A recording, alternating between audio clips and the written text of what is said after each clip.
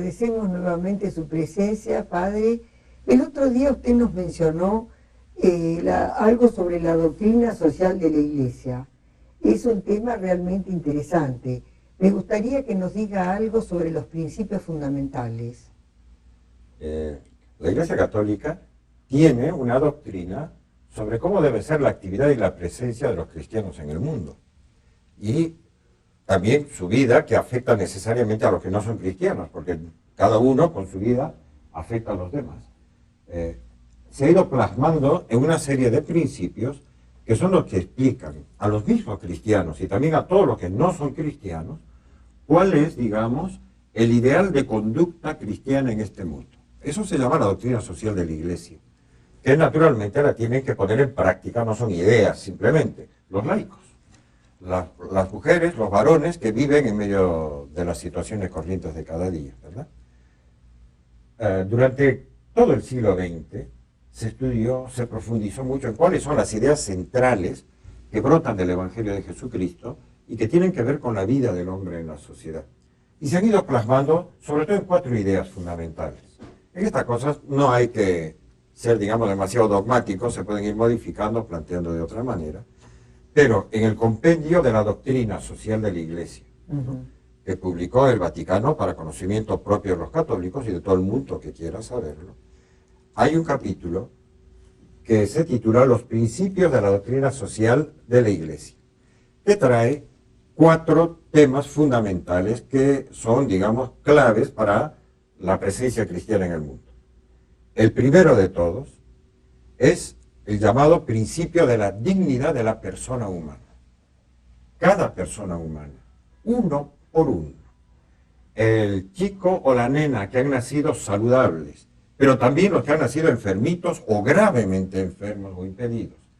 La persona humana que se puede mantener a sí misma en la sociedad, pero también las personas que ya no son capaces de mantenerse a sí mismas por accidente, por enfermedad, por desocupación, por desempleo. Todas tienen una dignidad fundamental, según la doctrina cristiana. ¿Por qué? Porque cada uno ha sido querido personalmente por Dios. Porque lo sacó de la nada y lo trajo. Pudo no haber sido y sin embargo fue. Así es. Hay posturas que están muy ahora extendidas por la sociedad que no están de acuerdo con esta visión cristiana de la vida.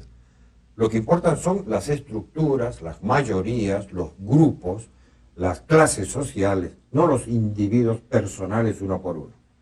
De modo que se habla ahora mucho de ingeniería social, que se pueden despedir personas para que bajar los costos, se puede matar a ancianos para que no le pesen a la sociedad, eutanasia se llama, etc. ¿verdad? No interesan las personas, interesan solamente las grandes estructuras, las mayorías, las minorías, etc. El primer principio es este. Cada persona tiene una dignidad especial. El otro principio se llama el principio del bien común, que es un principio que especifica o aclara cuáles son aquellos bienes que hay que cuidar y que toda autoridad, sobre todo la autoridad política, debe cuidar de modo especialísimo. Y entre esos bienes comunes que hay que tutelar de modo especial está primero que se respete a cada persona humana que exista en la sociedad. Y a las que hay que cuidarles, que se las cuide. Primero, el respeto a cada persona. Segundo, que haya prosperidad económica y social, porque sin un bienestar económico, todo lo demás empieza a ser un poquito de cuento chino. Y luego que haya paz. Y el asunto de los principios humanos, que tanto hablan de ese asunto, de los derechos humanos, pero resulta que al final los tratan un poco como si fueran raviolis, ¿no? A las personas, una por una, consideradas personalmente. Hay muchas autoridades, gente que detenta poderes grandes, no solo los políticos, empresarios. A veces pasa incluso, lamentablemente, dentro de la estructura de la Iglesia, que personas que tienen mucha autoridad dentro de la jerarquía de la Iglesia no tienen respeto por cada persona y pueden ser despóticas en su modo de comportarse. El principio es que deben buscar el bien común, no el bien personal. Segundo principio. El tercero es el de la subsidiariedad, que tiene que ver con la libertad que Dios nos ha dado a cada ser humano. Que las estructuras más organizadas o superiores no se metan, no se inmiscuyan en lo que las instituciones más pequeñas pueden hacer muy bien en la sociedad. Allá donde una familia puede arreglar muy bien la educación de sus hijos en muchos temas, no tiene por qué meterse un ministerio de educación a tratar de decir a los padres qué es lo que tienen que enseñar a los hijos. O sea, la subsidiariedad es respetar la legítima autonomía, la legítima libertad de cada institución social, ¿no? Y solo aparecer en términos, digamos, subsidiarios, es decir, de ayuda, cuando por alguna razón no están pudiendo cumplir sus fines. Imagínense que el Estado trate de indicar a los padres cómo debe ser la educación sexual de sus hijos adolescentes.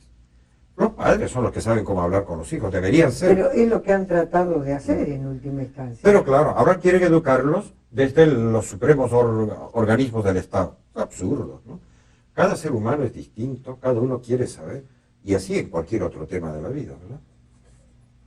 Subsidiariedad se llama ese principio. Y el otro es el de la solidaridad. Ningún ser humano es autosuficiente. Dios ha querido que todos necesitemos de todos.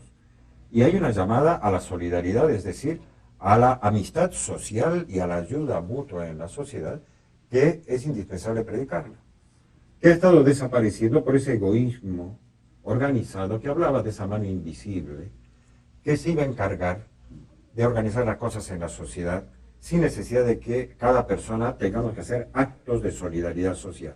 Esos egoísmos, gente que se aparta, que se aísla, que se van a vivir a ambientes artificiales, apartados de la sociedad grande, ¿no? Para tratar de preservar su propia comodidad y sus intereses.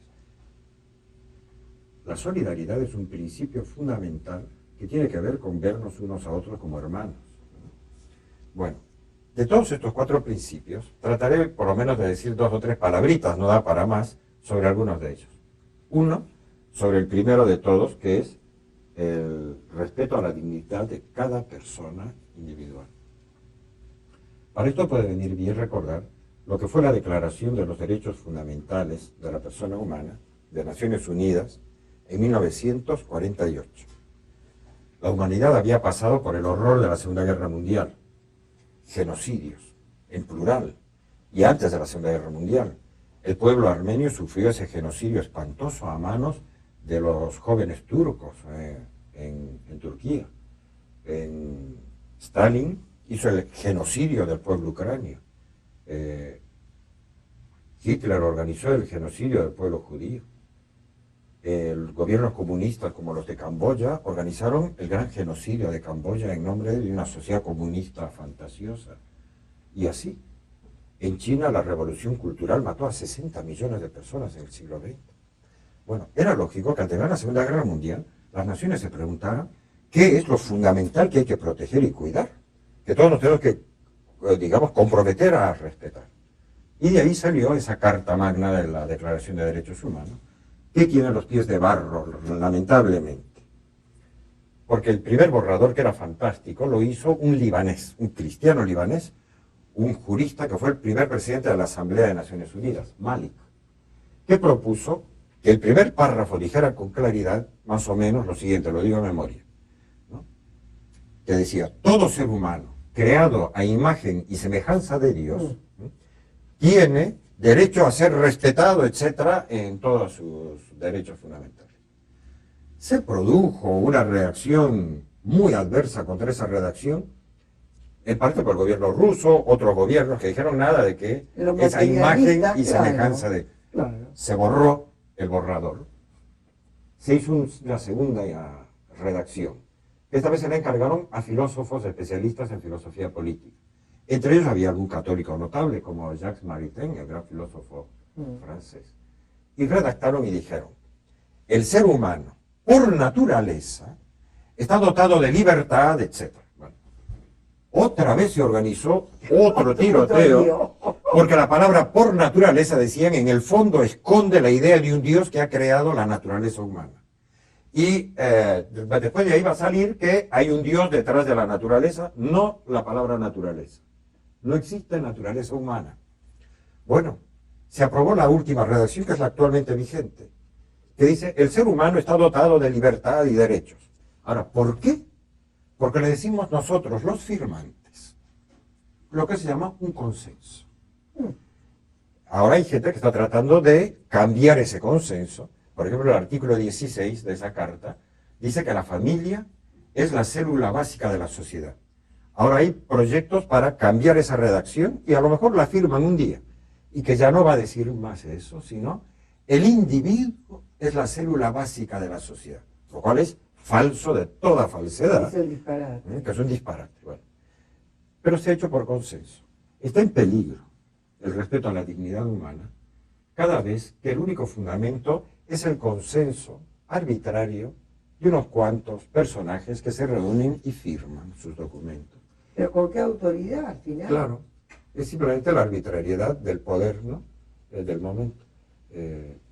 Tenemos, por eso en la doctrina social de la Iglesia, sobre todo, que defender que existe una naturaleza, un derecho de la naturaleza natural, y además que existe un Dios, autor sabio de esa naturaleza.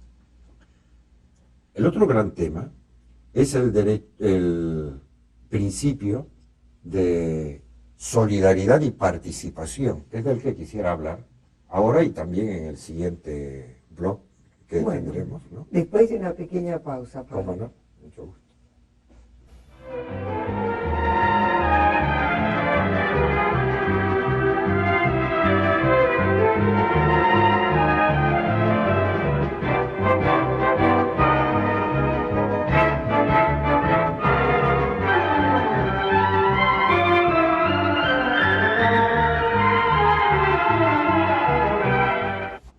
Entonces, continúe, por favor, padre. Bueno, pues estábamos hablando de estos principios permanentes o fundamentales de la doctrina social de la Iglesia. Quería referirme también brevísimamente, como no hay más remedio acá, ¿no? A una de las consecuencias prácticas del principio de subsidiariedad, que es respetar las libertades, pero al mismo tiempo reconociendo que vivimos solidariamente en una sociedad que exige de nosotros alguna responsabilidad por los demás. ¿Se acuerdan? Todos los que han leído la Biblia, la primera narración del primer asesinato, el primer crimen de la historia, cuando Caín mató a su hermano Abel y lo asesinó, y Dios le pidió cuentas, y él dijo, ¿soy acaso yo guardián de mi hermano? O sea, no me vengas con preguntas. Y él lo había asesinado. Como va a pedir cuentas a todo ser humano, a un padre de familia, a una madre de familia que a lo mejor no se ocuparon de los hijos, a unos maestros que a lo mejor formaron o deformaron a sus alumnos. Hay incluso gente que ahora enseña a ser terrorista a gente joven, a autoridades políticas, ¿no? Que no se sienten guardianes o custodios de sus hermanos, sino que utilizan como una masa, ¿no? Bueno, hay un principio fundamental, práctico, que se deriva de la solidaridad y de la subsidiariedad, que es el deber de participar todos en la vida de la sociedad, profundamente. ¿Cómo? La Iglesia dice así. Son documentos que leo del Compendio de la Doctrina Social de la Iglesia, publicada por el Pontificio Consejo, Justicia y Paz, hace pocos años.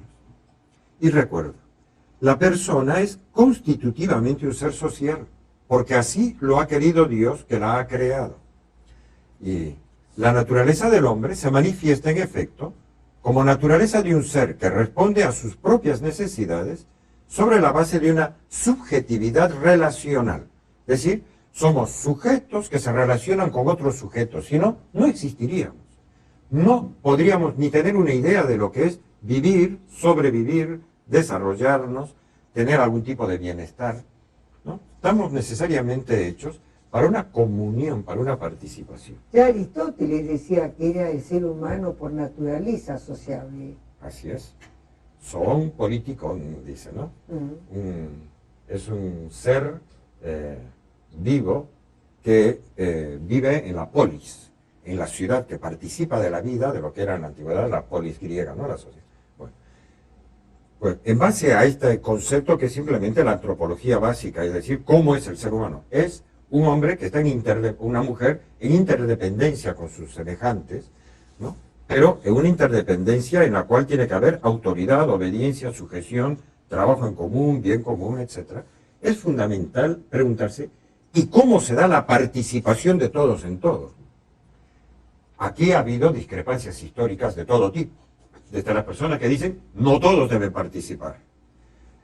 Se puede llegar incluso a dogmatizar y decir que uno es gobernado por sus representantes. Pero como manso cordero tenemos que quedarnos callados cuando nuestros representantes hacen y deshacen en el Congreso, sin aceptar instrumentos de control. La participación sería mínima cuando se le niega instrumentos de control a la ciudadanía, ¿verdad? En otros casos, hay gente que piensa que como han conquistado el poder por las armas, no tienen que rendirle cuentas a nadie. Los demás no participan. Solo tienen control la nomenclatura, el equipo que ha conquistado el poder, etc. Bueno, la doctrina de la Iglesia es que la participación es un deber que todos han de cumplir conscientemente de modo responsable en vistas al bien común. La participación, sigue diciendo este documento que leo de la Iglesia, que es el Catecismo de la Iglesia Católica en concreto, la participación se expresa esencialmente en una serie de actividades mediante las cuales el ciudadano como individuo o asociado a otros, directamente o por medio de sus representantes, contribuye a la vida cultural, económica, política y social. Ahora, esto así en general suena muy abstracto. ¿Cómo en la práctica se organiza esta participación? Se hace imprescindible, continúa el documento diciendo, que la exigencia de favorecer la participación, sobre todo de los más débiles, se dé dentro de un sistema de alternancia de los dirigentes políticos. Aquí hay una preocupación que no es simplemente técnica, sino que deben irse y deben venir otros. No deben perpetuarse en el poder. Porque hay una exigencia de garantía de que se va a cuidar el bien común, no solamente el interés de una dinastía política. Es indispensable la alternancia de los dirigentes políticos a fin de evitar que se instauren privilegios ocultos. Eso está pasando mucho en la actualidad en todo el mundo. Parece que se encariñan con la silla, sí. Consigo mismos. Sí. Se aman a sí mismos, ¿no? Y a sus familias, porque hay mucho nepotismo. Los parientes de sangre y los parientes políticos, ¿no? Y no hay la alternancia que respeta o que garantiza más el respeto a las personas. Y además, debe darse un fuerte empeño moral para que la gestión de la vida pública sea el fruto de la corresponsabilidad de cada uno con respecto al bien común, que todos se sientan responsables, ¿no? A veces, por ese famoso clientelismo político, hay personas que para mantenerse en el poder, en cualquier poder, en una empresa, no solamente en el poder político, en una institución cualquiera, compran, pagan a personas para que hagan casi en estado de servidumbre o de esclavitud moral, ¿no?, lo que el que les da unos centavos, unos pesos, quiere de ellos. De modo que aceptan no participar, dejarse usar. No se sienten corresponsables. Es deber de toda autoridad hacer sentir corresponsables a todos en el desarrollo del bien común. Ahora, en los procedimientos modernos de participación, lo que tradicionalmente se piensa es que es la democracia o los sistemas democráticos los que mejor garantizan, sin ser la panacea universal, ¿verdad?, pero son los que mejor garantizan la participación de todos como corresponsables. Y la doctrina de la Iglesia, que no habló en siglos pasados sobre este tema, en el siglo XX sí se ha pronunciado mucho. Deben existir sistemas democráticos. Son los que mejor garantizan la participación de todos, pero matizando. El gobierno democrático, esta es doctrina de la Iglesia, se define a partir de la atribución por parte del pueblo de poderes y funciones que deben ejercitarse en su nombre y por su cuenta. Toda democracia debe ser, si es verdadera democracia, debe ser participativa, lo cual comporta que los diversos sujetos de la comunidad civil, en cualquiera de sus niveles, sean informados, escuchados e implicados en el ejercicio de las funciones que ésta desarrolla. Si no, no es verdaderamente participación y no es democracia el sistema que en ese momento esté gobernando una sociedad. Todos los sujetos deben ser informados, bien informados. Así como en bioética se habla del derecho a un consentimiento bien informado. Uno tiene que saber qué es lo que le van a hacer los médicos antes de dar su consentimiento. Antes de dar el voto en una democracia, uno tiene que estar bien informado de qué es lo que realmente está ocurriendo, lo que realmente piensan hacer los que van a ser elegidos. Debe ser informado, escuchado e implicado en la participación. La doctrina social de la Iglesia, digamos, recuerda estas grandes verdades. Ahora, son los laicos los que las tienen que ir practicando, ¿verdad? Pero bueno, son principios muy generales. Usted dice que tiene que ser informados, suponiendo que tengan la buena intención de informar en serio, porque si no son promesas de amor de marinero que después no se cumplen jamás. Es todo un trabajo arduo, ¿verdad? Sí, claro. De maduración social y de moral, de gobernados y gobernantes. Pero bueno, por lo menos hay que decir las cosas. Y está bien, habría tema para mucho más, pero no Sí, podemos. Otra vez será. Gracias por su visita, padre, Bueno, nuevamente. mucho gusto. Misterios luminosos. Tercer misterio, la proclamación del reino.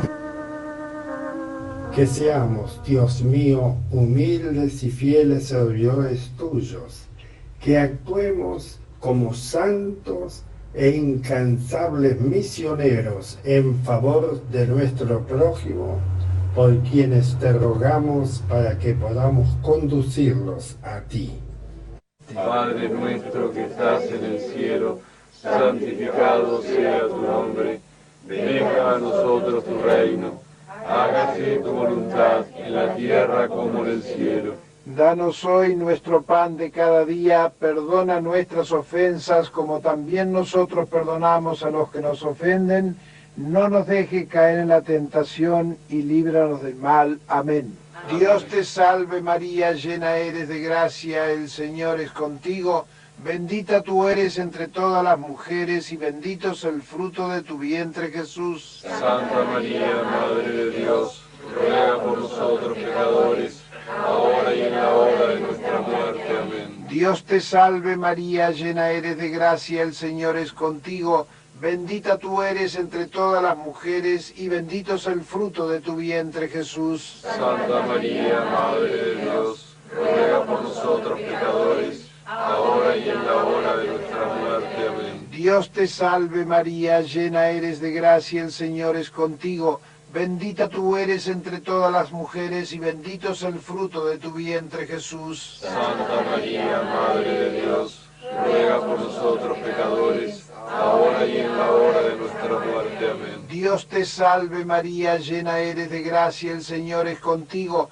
bendita tú eres entre todas las mujeres y bendito es el fruto de tu vientre Jesús. Santa María, Madre de Dios, ruega por nosotros pecadores, ahora y en la hora de nuestra muerte. Amén. Dios te salve María, llena eres de gracia, el Señor es contigo, bendita tú eres entre todas las mujeres y bendito es el fruto de tu vientre Jesús. Santa María, Madre de Dios, ruega por nosotros pecadores, ahora y en la hora de nuestra muerte. Amén. Dios te salve María, llena eres de gracia, el Señor es contigo, bendita tú eres entre todas las mujeres y bendito es el fruto de tu vientre Jesús. Santa María, Madre de Dios, ruega por nosotros pecadores, ahora y en la hora de nuestra muerte. Amén. Dios te salve María, llena eres de gracia, el Señor es contigo, bendita tú eres entre todas las mujeres y bendito es el fruto de tu vientre Jesús. Santa María, Madre de Dios,